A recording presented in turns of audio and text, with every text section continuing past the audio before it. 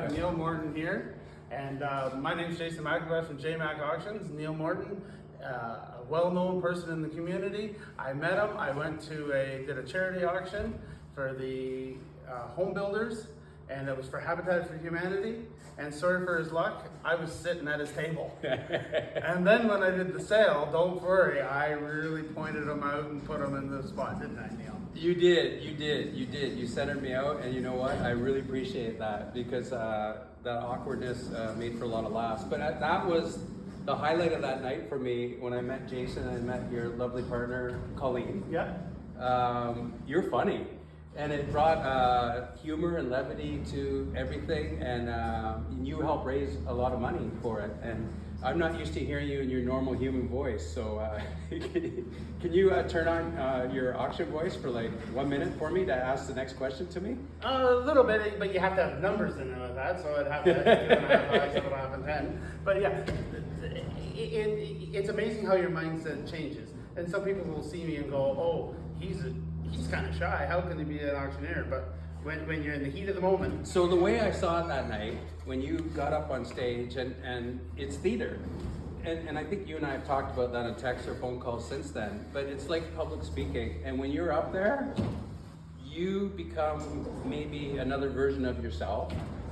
You could be introverted in real life a little bit, or somewhere in between an ambivert, but when you got up on stage, it was like awesome. Lights out, entertainment, laughter, improv. I could tell you were improving on the fly, and I love that. That's how I kind of live my life. As being an auctioneer, we have to be able to take whatever we have coming with us, but it is our job to get as much money for the consignor. So that night, the charity, that was what I was there for, to represent the charity and make some laughs and make people feel comfortable, and they put their bidder card up.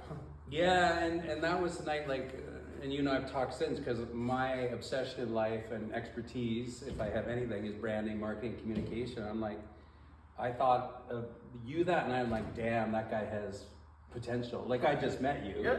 I'm like, Jason is funny. And then I think we talked a few weeks later, I'm like, dude, you gotta get on social media, and you gotta like amp up your game and tell your story and showcase everything you do, and hearing your voice, and whether you're at auctions, whether you're at functions like you were at that one, or in here in this awesome space with your colleague Lindsay, who's behind the camera right now, you gotta tell your story, right? And I think you're really doing a better job of that since then. And I think that leads to, as my book, which I gave you today, not really to publicize, but it's called What If You Could. It's a marketing mindset book, but it's really about brand lift, like personal branding, how to amplify your personal branding, and lead generation, right? Absolutely. So the more brand lift, and you're doing a really good job with that, the more leads you're gonna get from people, more exposure, and you're a community guy.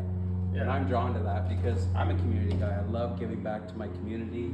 I love being around great people with kindness, empathy, who are fun like you. Oh yeah. And it works. Like, it's not rocket science. Yeah, and that's what made me think when we were doing this idea of a podcast, and we built our bench and we built that, is people like yourself who represent the community. And that's why on our playlist on our website, jmacauctions.com, we have a special spot where you can click on there and see all our past videos, and you're going to see them on Instagram, you're going to see them wherever, and we're getting better at putting out there. Lindsay does a phenomenal amount of work in behind the scenes of that, because as you know, there's a lot of work in behind the scenes to put, like last week we did like 4,000 items, and where you got someone like him that can take on to that. We have great people taking pictures. Yeah. Great family support. Well, I met your team today, and you took me around the farm here. It's beautiful. It's majestic out here, and it's a treasure trove of stuff. And I got to know your team, including Lindsay again, who's behind the camera now, former star player with the Peterborough Lakers, I have to say. And but like, to take it further, now that I met your team, you know, show them even more on social media too, like all the characters and flavors. Like, as I said to you today, you have the makings of a TV show with everything you do here, and some of the clients you have, and quirky, eclectic clients you have, and the treasures that Lindsay finds when he goes into a home, and he's like, he knows not to give up, right? But to find stuff, and it's going to preserve the legacy of a family too. It's not going to go to waste, to landfill, right? You were saying, like, to me, I didn't know how this operation process works, but you're salvaging a lot of history that otherwise is just going to the dump. And it's because people couldn't be bothered, right? Or they're just wasteful mindset. So I love that ecosystem that you're creating of recycling wonderful things. Yeah. Absolutely, and so that was another example, and we didn't discuss this earlier on, is I was digging through a toolbox. Because we'll dig through the toolbox to make sure there's no good sockets on there or no, because I'm representing the customer. Yep. I want to get as much money for the customer. So the one toolbox I dug out, here's a brand new Snap-on socket. Yep. And when it sold for the same price as the whole toolbox. That one little socket. Yeah. But that just shows that you have to dig to find those things. And it doesn't matter what consignor it is, we gotta dig to find that. Yeah, and you told me the story, you and Lindsay, of the scrapbook you found. Maybe you can tell me a little bit about that one, the leaf spine. Yeah, so Lindsay did, before he started here, would clean out houses. Yep. People would go in, they'd hire him, clean out the house, get rid of the stuff, we wanna sell it. That's our asset. Yep. That's our asset, not the stuff that's in the house. That's not it. And he didn't tell me this till after, but it was bad. Like it was cats that lived there and a smoker's home and really. So he could have just run for the hill. Run for the hills, but he said no, because you never know where those gold mines were. He started digging and then found these scrapbooks from Montreal Canadiens and Toronto Maple Leafs, and I think he said they were like from the 50s or something. So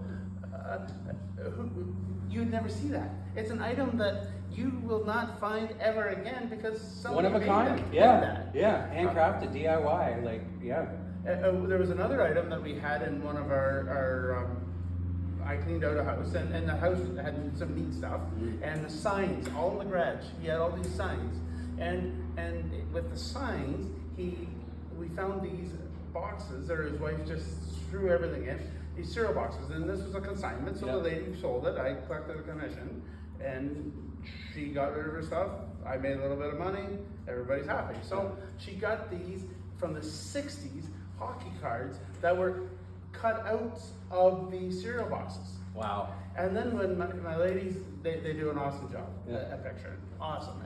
And I looked at it and I went, you mean you put 4 pieces of cardboard as a lot? Guess what? I was eating my words. $1,500 later for these 4 pieces of cardboard. I asked the guy who bought it, and he said, "Oh yeah, they're so sought after." And he was a dealer. Wow. He was a dealer, so he still would have had to make money on And it. you have those... He drove all the way from Toronto Yeah. to my building to pick up the 4 pieces of cardboard. He didn't want them shipped. It's goosebump moments, right? When those happen. And the scrapbook story you told earlier that Lindsay found, that the guy ended up, was it Chicago, the collector? Oh, Texas. Texas. So Toronto what could have Maple gone Leafs. to, Toronto Maple Leafs, could have gone to waste forever and no one would have ever found it. Yeah. You guys saved it, and now it's in Texas. Now it's in Texas. And you never know where it's going to go after Texas, Absolutely. right? Like that's how the system, that's how it should work. Yeah, and we shipping all over the place. Yeah. And it can go to as far wide as Canada. We ship to Alaska. We ship to Yukon. We ship to Northwest Territories. We use a local business in town called Package Plus. He's a third-party shipper, and people will ask me, they say, "Jason, why don't you just do it yourself?" Well, I'm an auctioneer. I'm not a shipping company. Yeah.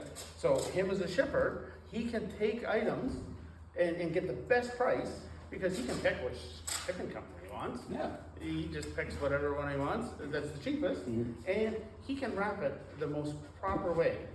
Where that's not my business. My business is to find stuff, to picture it, and put it out. If I focus myself on shipping, then I am not going to get as near the items out for people to buy. So. And what I've learned about you in phone calls and as well as your accredited subject expertise, like you know your shit. Yeah. Like, it's amazing. No, my team does. Your team does. And then just to finish off here, because I know we all got to go, but the idea now of marketing, branding, TV show, I said podcast, you now have a podcast. Like this is a podcast, so we'll call it whatever, Jason McIntosh or whatever you want. JMac Auctions. Yeah, it's a podcast. Yeah. Like it's amazing, and I'm so glad I met you, met your team today, and I'm learning now where you want to take this. So congrats. Yeah, thank you. Yeah. So thanks for taking the time. Thanks for coming out for the tour. And next time, I'll make sure there's a pork sandwich left for you.